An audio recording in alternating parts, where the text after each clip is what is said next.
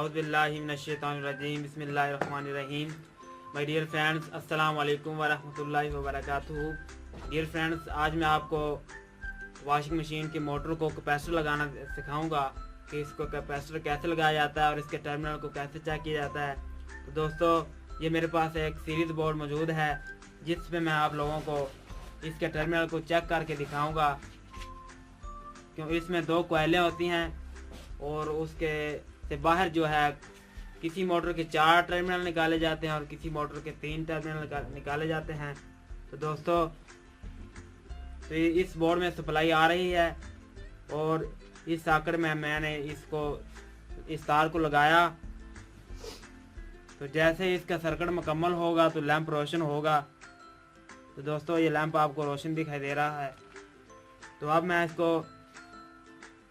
इस मोटर के टर्मिनल को चेक करके दिखाऊंगा आपको, और लैंप की रोशनी से हम तो ये मालूम करेंगे कि कैपेसिटर को किन टर्मिनल पे लगाया जाएगा। तो दोस्तों, मैंने इन 2 टर्मिनल पे तारों को लगाया तो लैंप फुल रोशन हुआ।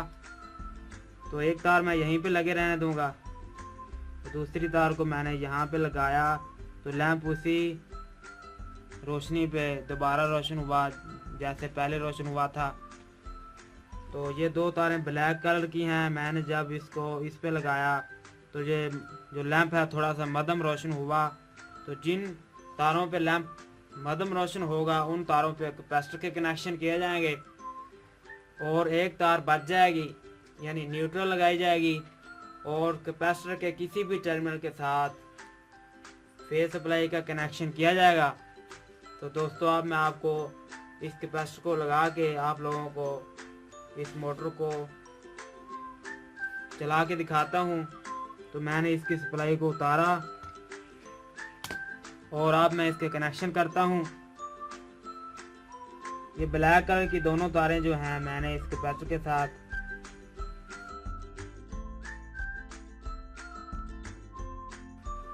तो दोस्तों, मैंने इस कैपेसिटर के कनेक्शन इस मोटर के साथ कर दिए। तो अब मैं इसको जैसे इसको सप्लाई दूंगा तो ये मोटर चलना शुरू हो जाएगी।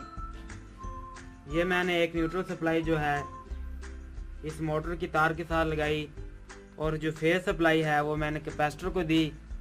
तो ये सप्लाई अगर इस टर्मिनल के साथ लगाई जाएगी तो डायरेक्शन और होगी मोटर की, और अगर इस टर्मिनल के साथ लगाई जाएगी तो डायरेक्शन और होगी मोटर की।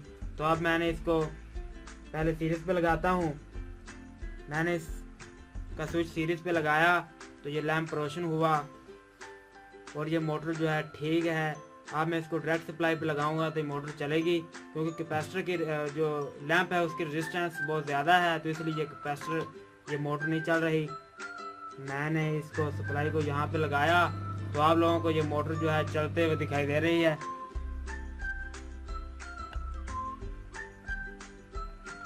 ये मोटर जो है इस डायरेक्शन में घूमती हुई आपको दिखाई दे रही है। तो जैसे मैं इस तार को इस टर्मिनल के साथ लगाऊंगा तो इस मोटर की डायरेक्शन जो है वह चेंज हो जाएगी। तो मैं इस तार को उतारता हूं और उसके साथ ज्वाइंट करता हूं।